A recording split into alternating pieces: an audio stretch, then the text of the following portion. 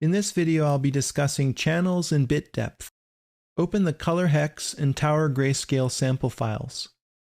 Before we dive into color, let's take a look at something simpler, which is black and white photography. This is also known as a grayscale image, and the reason for that is that we have a scale of grays, not just blacks and whites, but many variations in between. To see that, go ahead and zoom in on the tower until you can see the individual pixels. You can see many shades of gray here. The number of shades is controlled by the bit depth. Right here on the tab, you can see it says gray/8 number sign. That's an abbreviation for grayscale image with 8 bits per channel. You can also see this up here on the image menu under mode, grayscale and 8 bits per channel. It's possible to have more information per channel, but only if you capture it with a camera or a scanner. Changing this here doesn't add any new information, although it increases the amount of data that has to be stored in the file. So let's go ahead and explore these variations within the image itself. Go to the Window menu and open the Info panel. Click on this eyedropper and choose Grayscale, and click on this one and choose RGB color. These are two different ways of measuring the same image. Also, activate the Channels panel, and you'll see that this image contains but a single channel. This eyedropper is reading the information on that channel, even though it says R, G, and B. Notice that the numbers always are the same because it's all coming from this single gray channel. K represents the amount of ink that's present in the image, so it's in an inverse relationship to the numbers over here.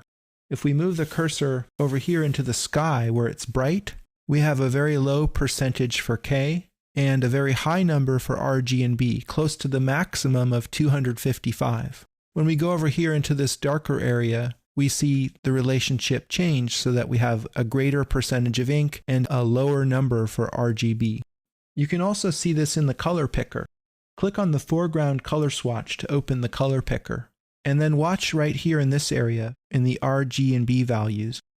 I'm going to drag this target along the left edge so that it stays in the grayscale area, and I'm going to move it up from pure black through various shades of gray all the way up to the top at 255.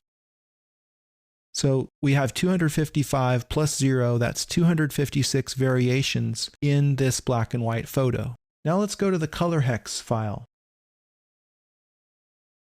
In the Channels panel, you'll see that this image is composed of 3 channels, red, green, and blue, plus this composite switch which turns them all on.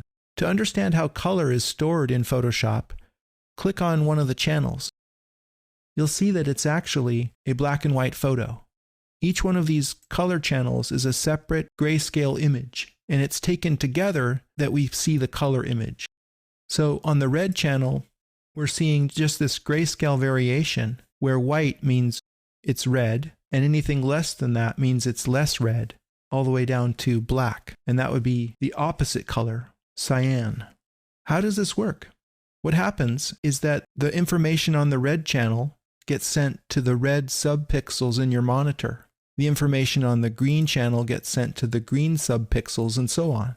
When the light is emitted from the monitor, it goes into your eye, and the cones of your eye are specific to red, green, and blue wavelengths, and they get stimulated in varying amounts. And then it's in your perception that you perceive color. So there's this direct parallel between how we store color in Photoshop and how our eyes work. So how many colors are we seeing here? Again, that's controlled by bit depth.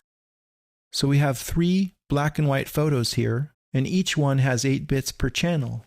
So we have a total bit depth of 8 times 3, or 24. The number of colors is 2 raised to the 24th power, or 16.7 million colors. We can actually perceive about that many colors, but we have much more difficulty in naming them.